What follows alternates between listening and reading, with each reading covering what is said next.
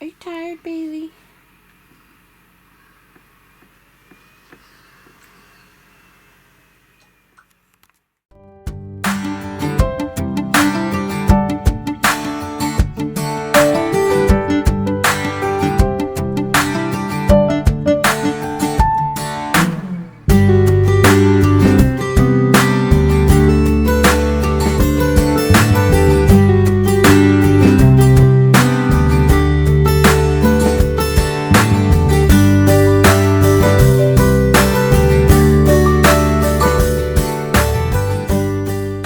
The stay at Westcott was great, with the Pig War reenactment at English Camp, the Crystal Acres Alpaca Farm, and the oysters at Westcott Bay Shellfish. But it was time to continue our journey north, so it was off to anchor in Reid Harbor at Stuart Island. So we took the dinghy to the head of the bay, and we're going to walk up the county road and go for a little hike again. Got the anchor buddy on, and the tide is coming up quite a bit, so actually the anchor might be in the water when we come back, depending on how long we take. And I know it's coming up pretty fast, so we'll see how it works out. But that's the point of it, that it will remain floating. So this road goes up to the schoolhouse and then goes all the way across where it tees off, where you can take a right to the west side of Reid Harbor. We can take a left to go to the Turnpoint Lighthouse. This part, why we went to the beach here, is to cut off that section to the schoolhouse that we walked to last year, which is a great trail. It makes it a little bit shorter though, and wasn't looking for a huge hike today. This way is uphill right now, so get my workout.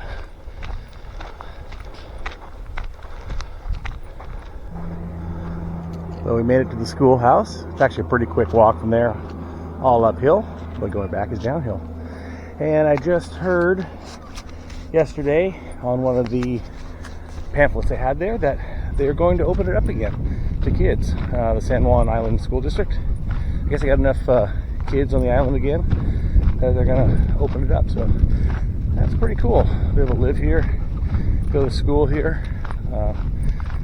Sure, you're pretty isolated, but definitely different growing up than most of us get. So I'm sure there's advantages and disadvantages, but pretty cool place to live for sure. It is a really cool home here. To live here, you got to be completely self-contained. You got to have, you see that propane tank there, so you got to have a generator, solar, your own water, the whole deal. But it's pretty cool. Definitely a quiet living. So we got a nice lake down there, a little pond. Amy showed you this last year, and it's a nice red barn, and off in the distance there you can see a little truck out there.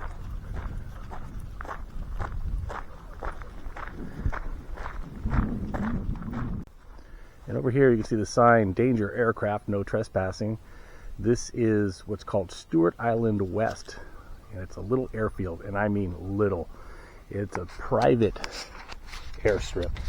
And you can look on YouTube, look it up. There's at least one video of a guy flying in there. And it's not for the faint of heart, or for a pilot that is not super skilled. You can see in the background there, it's nothing but tight with trees, and I don't think there's any go around. Basically, you got to fly in that direction and fly out the opposite direction. So yeah, that's pretty impressive.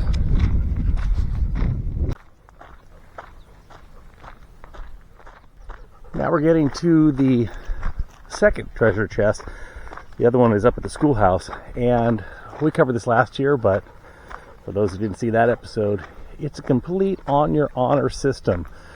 They've got shirts and postcards and such, and you pick out what you want, and then when you get back to the boat, you can pay them online, or you can also send them a check in the mail. So it's a really cool setup, completely on your honor system, and that's always neat to see. I got a drawer of other stuff too, and they have water for both yourself and the dogs, which Bailey is dragging her leash right now to go over and get some. But it's really cool. So if you're here, support the family that does this. I think it's a really cool thing. We almost every time we buy a shirt. In fact, I happen to be wearing one right now, and that wasn't on purpose. I've got a few, so yeah, I like it. It's really a cool thing. So now on our way to the lighthouse. One other thing that's pretty cool, actually two things I just discovered, but this first one is they've got a little newspaper rack here with coloring books. So if you've got kids on board, they've got coloring books with crayons and the whole deal for $13.01. But also you can see on here to pay, you can scan the code. They're making it really easy. When we first came here in the 90s, it was an envelope, and you got home and hopefully remembered to send your check in. But we're now far into the 21st century, so things have been updated since then. But yeah, this has been going on for a while. It's a really cool setup.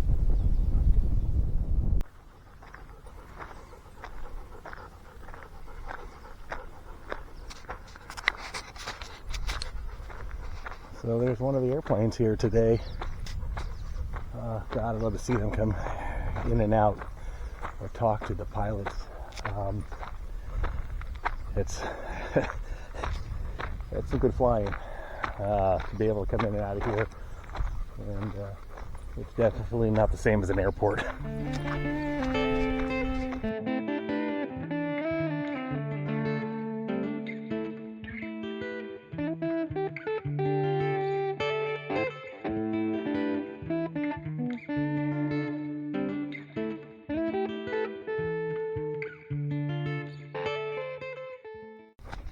Making our descent now down to where the lighthouse is.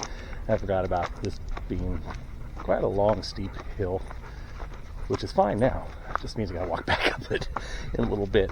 But we're getting our exercise, and that's good.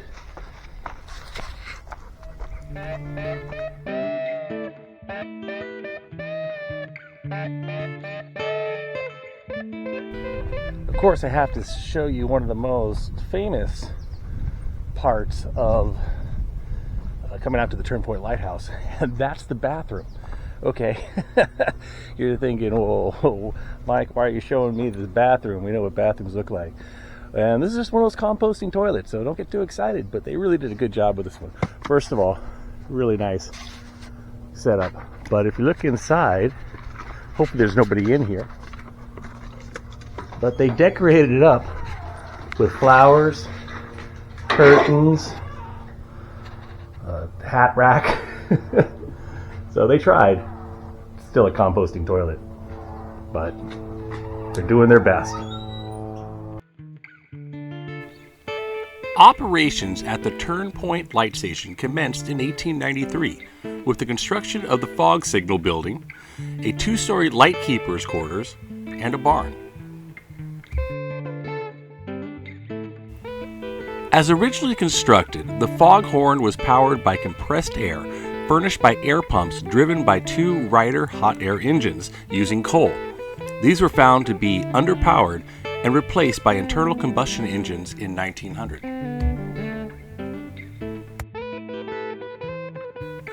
In 1913, an oil storage building was built to store the oil for the fog signal engines, and it now houses the Whale Interpretive Center.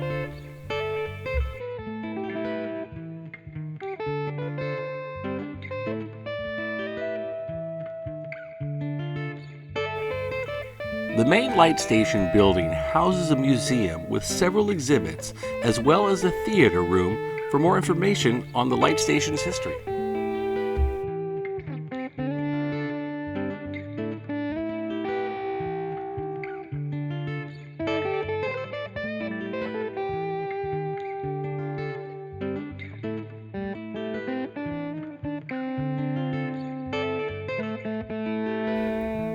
The name Turn Point comes from the fact that the shipping lanes do an almost 90-degree turn at this location.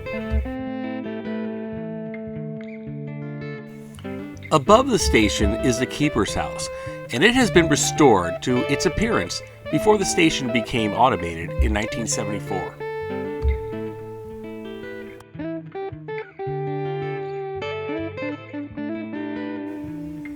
Volunteers through the Turn Point Light Station Preservation Society offer seasonal tours through the house. It truly is like a look back in time.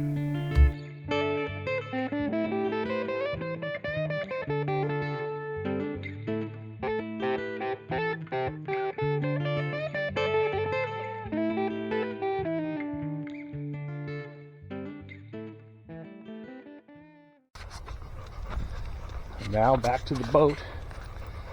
We gotta walk, quite a walk. Got that big hill to do, a few other little hills, but it's worth it. I would highly recommend making the trek out here. I think Stuart Island is definitely one of the top locations to go to in the San Juans. I mean, there's so many great places, but Stuart Island's got the schoolhouse, you got the lighthouse here, actually light station to be correct, and you got the little treasure chests and great anchorages. So you can't miss this. If you come to the San Juan Islands, you better come here.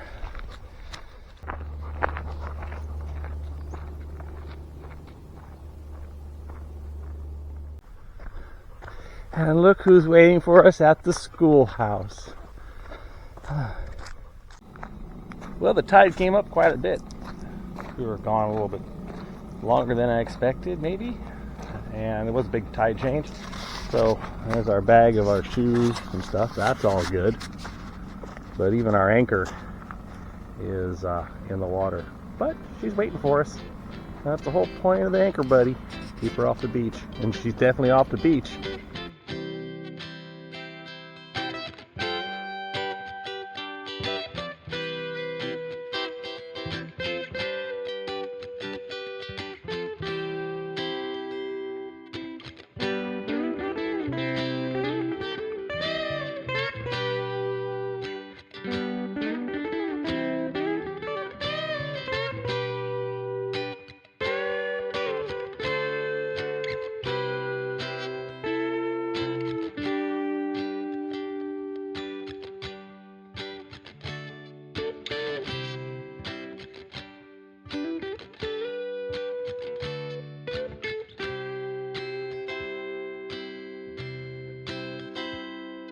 This is a surprise. We are getting a little bit of rain.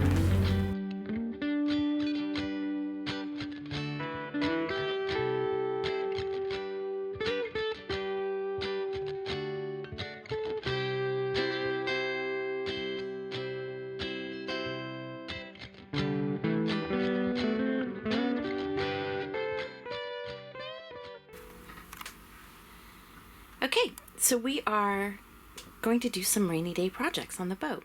I am going to do a little project to organize a space that's driving me crazy.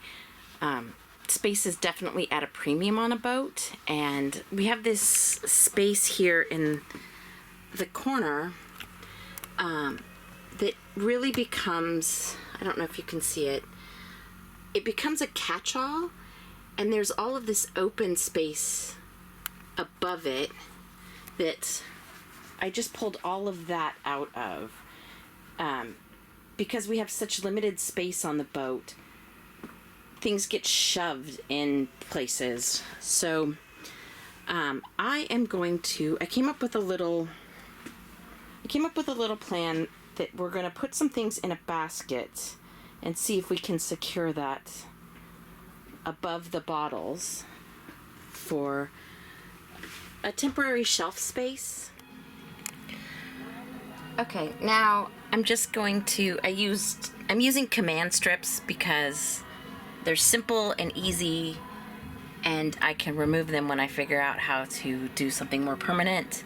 And I had to figure out something in the hardware store in 10 minutes, so this is what I came up with. And I'm about to just mount them on the wall, and I'll show you what it looks like. Okay, there's the final product. It's not perfect, but it's going to solve the problem for the season. And if we want to take the blind down, we can just take the basket out. So yeah, cheap and easy.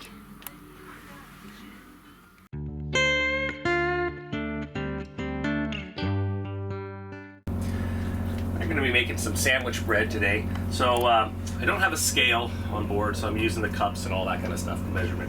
So last time I made the bread came out really good. It was a little too small for the pan, so I'm upping it a little bit. And I think maybe next time I do a little bit more. I did 2.5 cups of flour on this one. So mixing it together, kind of mix it a little bit more. Not quite smooth yet, but I'm going to put it in the baking pan like this. And gonna cover it once it's fully mixed, cover it and let it sit for a few hours, and we'll have some good sandwich bread, so we don't have to buy bread along the way. And we need more bread, we make more bread.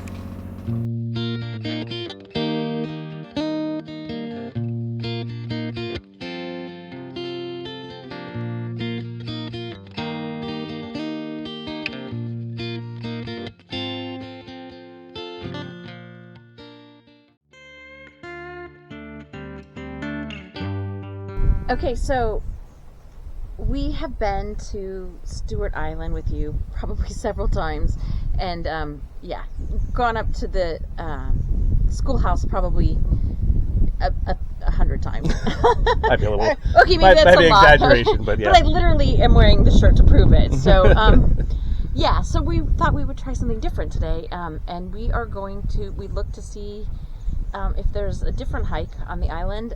It shows that there's some roads. One of them is called Schoolhouse Road, and we're going to try to find it and walk the other direction. So see what you guys are making us do. Now we're having to go out and try some new things. We're going to go try to see the airstrip over on that side, see if we get out to there. And it looks just about a mile walk. Yeah. So we'll get some exercise. All right.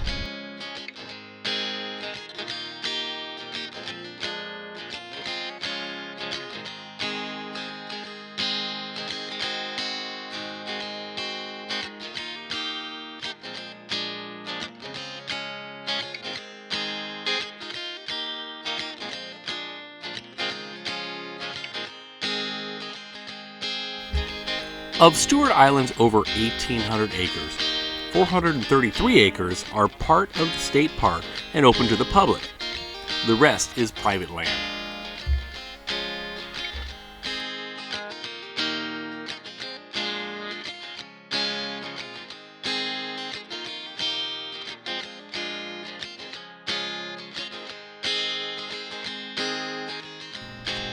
Now heading down into the dark of the forest. It looks like you can't go all the way out to where we were planning on, out to the airport. You come to a part where it's private land, and it says no trespassing, so we thought we'd respect that. So we're on the other part of the loop. I'm sure it brings us back to the beginning and the crossover between Reid Harbor and Prevost. And it's a nice trail. This is so cool. Yeah, it is. It's got some challenging parts if you're... It changes in elevation. Yeah. But I don't mind it as much when we're in the cool part. Yeah, it's nice when you're out of the sun and in the shade.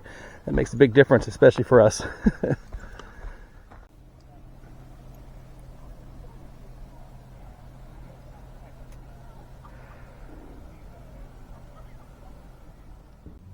So we found a nice little beach on the Prevost Harbor side, and we figured to give Bailey a little swim, and she can cool off.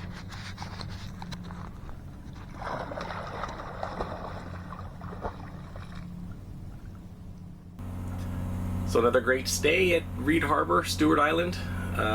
Always a good spot. We were actually surprised. We came here on a Saturday, and it's the middle of the high season, and There's tons of room. There was tons of room. Tons of room. In fact, we could have gone on one of the docks if we wanted to. Yeah, one of the floats there. And there was mooring balls available too. Mooring balls were available, and the linear mooring was completely open. Yeah, also so too. There was a lot of space. But yeah, a lot of space. So that was great. That's one reason we chose here over Prevost. There's a little less room over there, and when we did walk over there, it was a bit more crowded. It would have been harder to find a spot.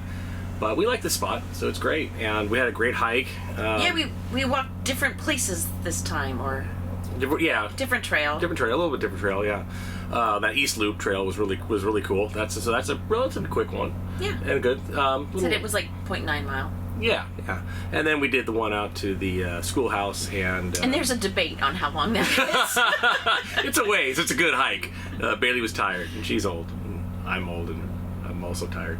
But no, that was really good. So we're going to be pulling up here pretty soon. Going to cut through John's Pass, and then go to Bedwell and check in. Yeah. Yep.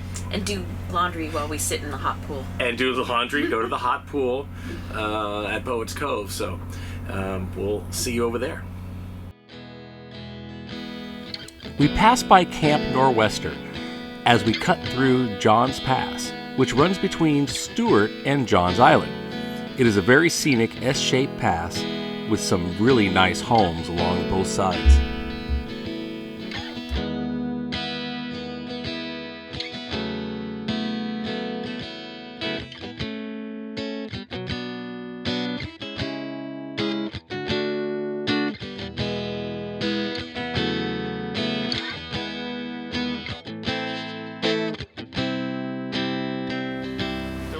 Bedwell Harbour right now, and we got a bunch of boats coming in, so we're probably going to have to wait to even get a spot on the dock. So we'll let you know how this all goes, but it's no big deal, just got to be patient. The main thing about checking in is declare everything. You've got limitations on what you can bring in as far as alcohol and all that, but even if you have over, declare it. Even if you don't have it, declare it. You're better off declaring something than them finding it after the fact. Then it gets ugly. They're actually really pretty cool. It's just, you have to just declare all your alcohol, declare all your people. Don't bring any marijuana in, anything like that. You can buy it on that side. You can buy it here. But don't bring it across the border, any type. All the different types of edibles, or just be on the safe side. Even if you did, declare it right away. Don't let them find it. So we're gonna go check in, and we're gonna go up to the phones, and you pick up there. Sometimes you gotta wait on hold for a while.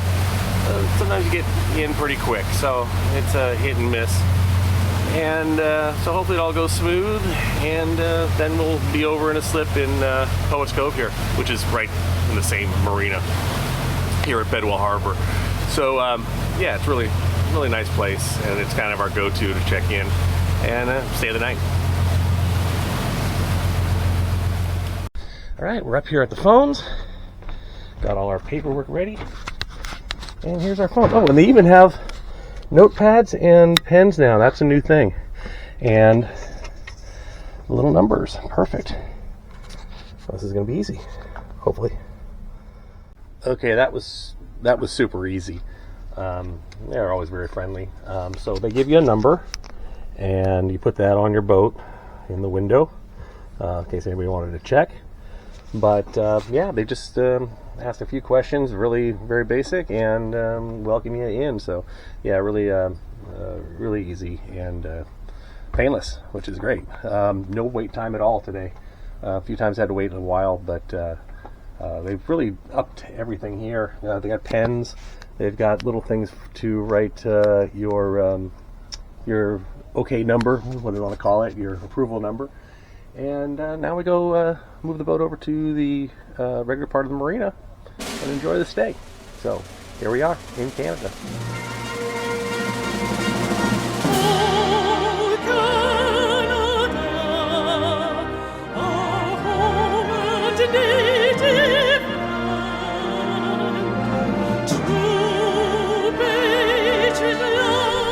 On our way we're on our way to dinner up here at Poets Cove at the Aurora? No, I think No. that's the...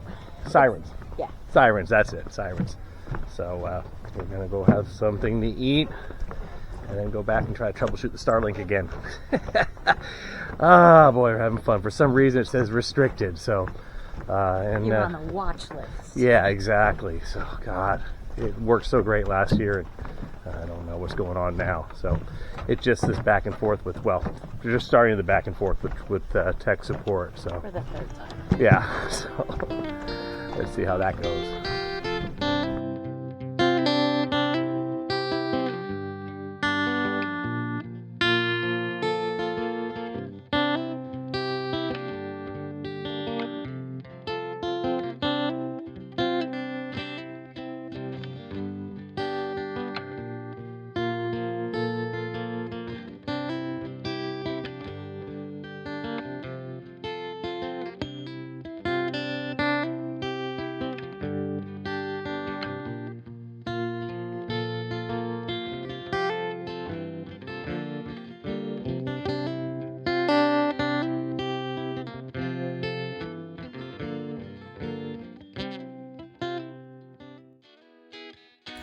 Join us in our next episode when we travel to Ganges Harbor, where Amy's mom joins us. We try Buzzy's Luncheonette Jewish Deli, and we cruise to Maple Bay as we continue our voyage north.